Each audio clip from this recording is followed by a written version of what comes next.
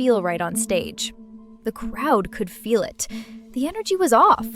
Justin Timberlake, once known for electrifying performances and smooth charisma, stood under the spotlight looking hollow, drained, and distant. Fans took to social media by the thousands, accusing him of phoning it in, demanding refunds, and flooding TikTok with clips showing a man who looked more like a ghost than a global icon. Was he losing it? Was the fame finally catching up? Or was something darker happening behind the scenes? And then came the bombshell. On July 31st, 2025, Timberlake took to Instagram and told the world he had been silently battling Lyme disease, an invisible illness that had been ravaging his body and mind for months. The backlash turned to shock, sympathy, and then questions. Why now? Why hide it? And did the tour break him down, or was he already broken before it started?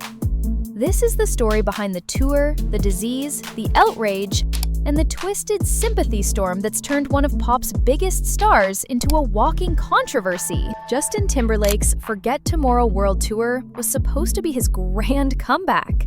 Over 120 shows across continents, packed arenas, a new album, a reinvention. But as early as the first leg, murmurs began spreading. He looked tired. Songs were shortened, dances were subdued. And during a headline set at Romania's Electric Castle Festival, fans were furious.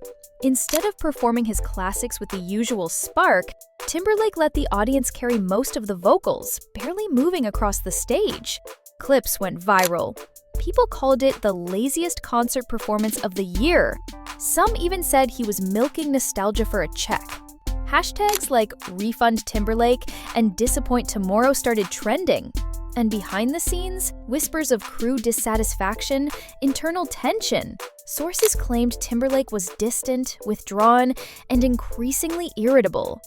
But now that we know he was secretly battling Lyme disease, everything hits different. He wasn't lazy.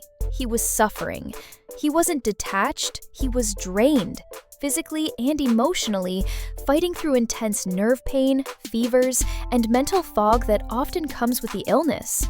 So, was this tour a comeback or a public breakdown disguised as one? When Justin finally opened up, the post was raw. He described Lyme disease as relentlessly debilitating.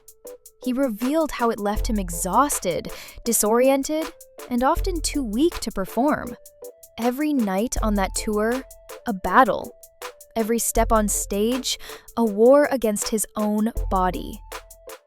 For those unfamiliar, Lyme disease is a bacterial infection transmitted by tick bites, but what most don't realize is how insidious it can be. Chronic pain, cognitive dysfunction, mood swings, fatigue so intense it mimics neurological collapse. But Timberlake didn't cancel the tour. He didn't step back. He showed up. And that decision, that's where the controversy splits. Some fans say he's a fighter, that he pushed through hell to give people the shows they paid for, even when he had every right to quit. Others argue he should have been honest from the start, that he risked public sympathy and integrity by keeping it a secret, allowing criticism and backlash to spiral out of control while he stayed silent. Was he protecting his brand or protecting his pride? Because if we're honest, Justin Timberlake has never wanted to be seen as weak, not after surviving in sync, not after weathering Janet Jackson backlash, not after Britney. Vulnerability is not in his public playbook. Until now. Before the diagnosis reveal, Timberlake was being dragged all over the internet.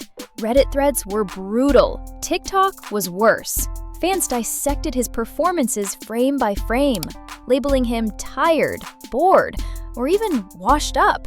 Some even claimed he was too arrogant to care about his fans anymore. But once that Instagram post hit, the narrative changed instantly. Thousands of comments poured in. I feel awful for what I said. Now I get it. Respect for pushing through it. The empathy was massive. Suddenly, the same clips people mocked were being reshared as evidence of silent suffering. Celebrities with their own Lyme struggles, like Avril Lavigne and Bella Hadid, re-shared Justin's post, applauding his honesty. Support hashtags began trending. Hashtag StayStrongJT, hashtag Lyme is real, and hashtag respect the pain. But not everyone was buying the redemption arc. Some critics on X, formerly Twitter, questioned the timing of the reveal. Why wait until the tour was over? Why only speak up after the backlash peaked? And therein lies the tension. Was the confession damage control? Or the cry of a man who finally couldn't take the weight anymore? Because in the court of public opinion, timing can be everything. And when sympathy feels calculated, it doesn't always land. Among the loudest voices of support was Chris Kirkpatrick, his former NSYNC bandmate. Chris called Justin a superhero, praising him for never once complaining despite the pain. His message was heartfelt, raw, and instantly viral. Then came Jessica Biel, Timberlake's wife. She reposted his statement with heart emojis. Simple but powerful, a reminder that behind the fame, there's family. But the silence from some corners of Hollywood? Deafening. Where were the tributes from other pop icons? Where was Justin Bieber, who also battled Lyme? Where were the singers he collaborated with over the years?